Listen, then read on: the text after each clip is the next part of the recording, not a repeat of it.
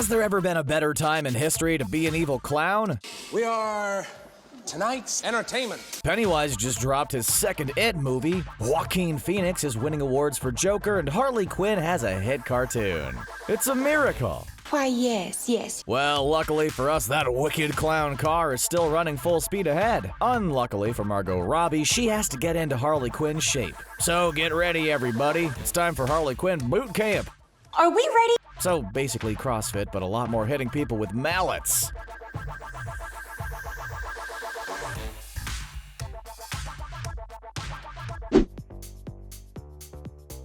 The character of Harley Quinn was introduced way back with the original Batman the Animated Series. There, she was depicted as a lovable sad sack who was stuck with Gotham City's worst boyfriend. She was dressed in a slightly baggy jumpsuit that was more about sticking to the clown shtick than anything else. Then she made the jump to the comics and everything changed. Somehow she went from Joker's put-upon girlfriend to the DC Comics resident hottie. That jumpsuit got thrown out the window in favor of costumes so revealing they made Wonder Woman and Catwoman seem conservative.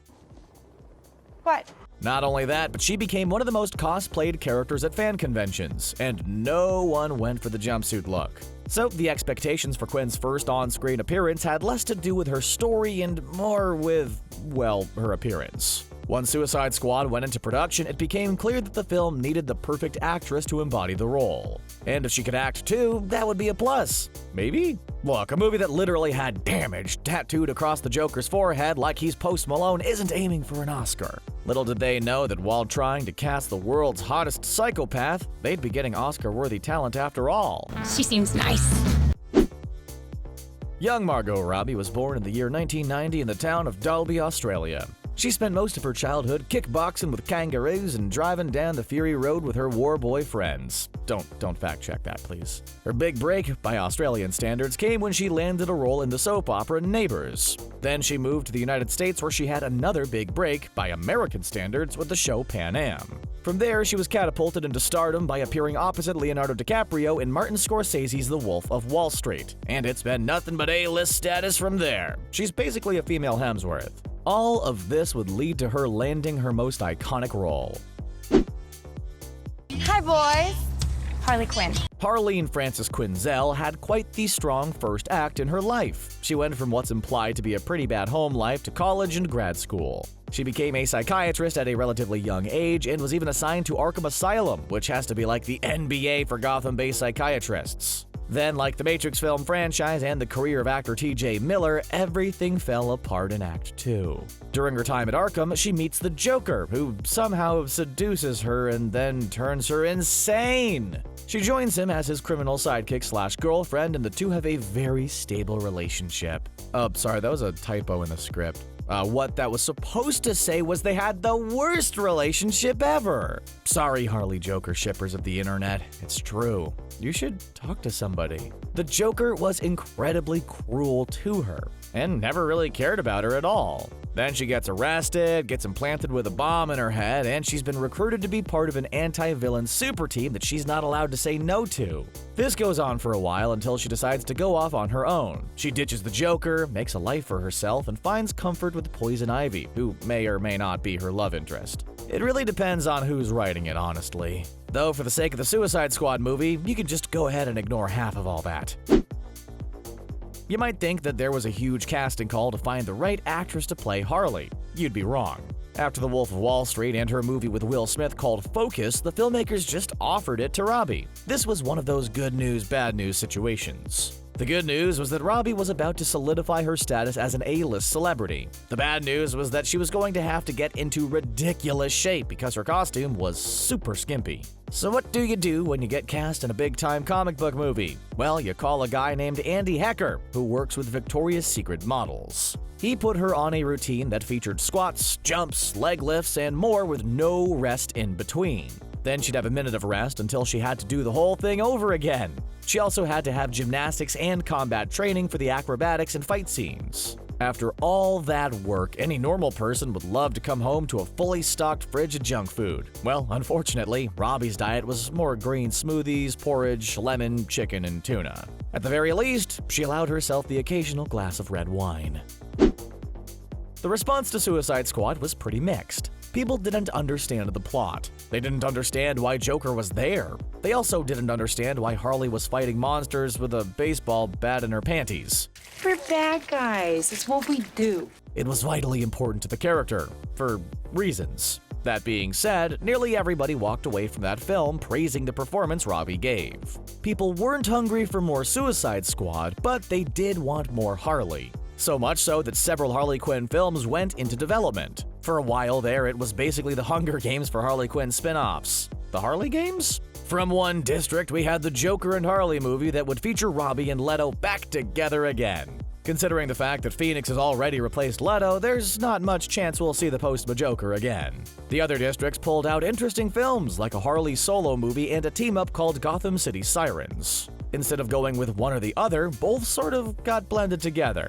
The movie Birds of Prey and the Fantabulous Emancipation of one Harley Quinn took the best of both concepts. Though the trailers look like the Fantabulous Emancipation of one Harley Quinn and maybe the Birds of Prey, kind of. The last Harley movie that was battling it out for supremacy was just a sequel to Suicide Squad. WB managed to snatch up the fired James Gunn from Marvel and brought him in for the sequel. It's got a really creative name too. The Suicide Squad. Didn't really burn many brain cells making up that title, huh?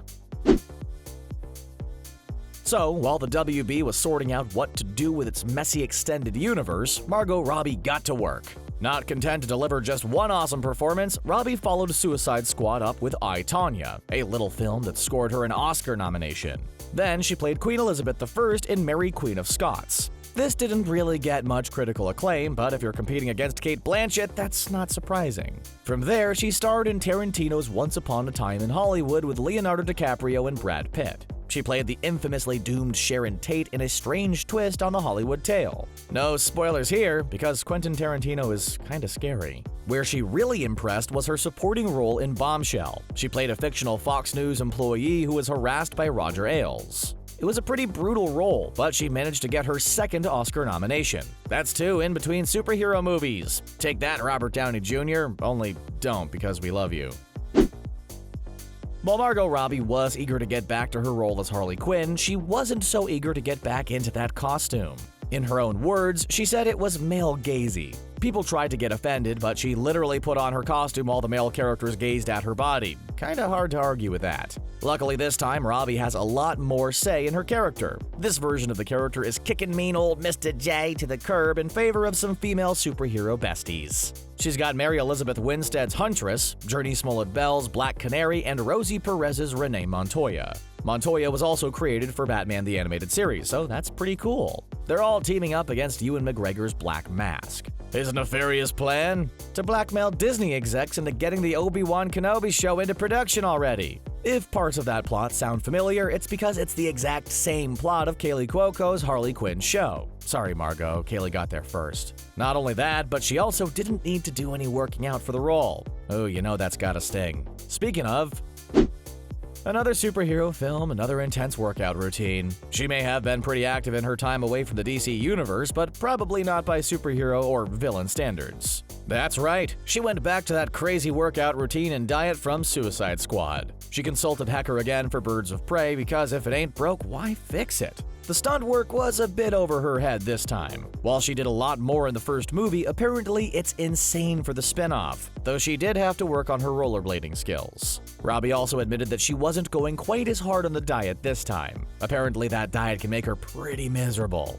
So she has a lot more cheat days now to keep that sunny Harley disposition. Now that the booty shorts are gone, it's probably a lot easier to have a burger now and then. While it's nice that she's taken it a bit easier, apparently she also goes pretty hard the other way. She said that when she has a bikini shot or something, she'll eat carrot sticks and nothing else for several days. Talk about commitment. We at The Binger have a similar diet plan. You know, if you replace carrot sticks with pizza. Robbie didn't have much of a break after Birds of Prey. From there, she had to go right into filming The Suicide Squad. This time, there's no Will Smith, but we do have Idris Elba. Hopefully, he won't be a disturbing man-cat this time. That needs to be purged from all forms of human knowledge. We don't really know much about the movie, but we have seen some of the awesome cast. Aside from Elba, the movie features 12th Doctor Peter Capaldi, looking real bald, Taika Waititi, and Joel Kinnaman. It also features Dominic Toretto's brother John Cena and Mary Poppins himself, Michael Rooker. If we know anything about James Gunn, this movie will probably have lots of laughs and a banging soundtrack. $20 says it features MASH's Suicide is Painless song. I love that song. It's kind of dark though, but it's so catchy. Two things are absolutely certain moving forward into the future. One, we'll be seeing a lot more Margot Robbie in the next few years. Two, there's definitely going to be more Harley Quinn movies. As for that first point, we already know that Robbie has another legendary role on the way. A role with an even more rabid fan base than DC Comics. Margot Robbie is going to be playing Barbie herself. There's no definitive details on what the film's going to be about. Hopefully it's more or less a remake of Disney's Life Size. As for Harley, only time will tell which adventure she goes on next. If Birds of Prey truly emancipates her from the Suicide Squad franchise, maybe she'll get more girl team adventures. If not, it's good that she has James Gunn's The Suicide Squad and Robert Pattinson's The Batman as backups. And there you have it, everything you needed to know about Margot Robbie's journey to become Harley Quinn. Which movie are you looking forward to the most? Let us know in the comments, and don't forget to like and subscribe for more from The Binger.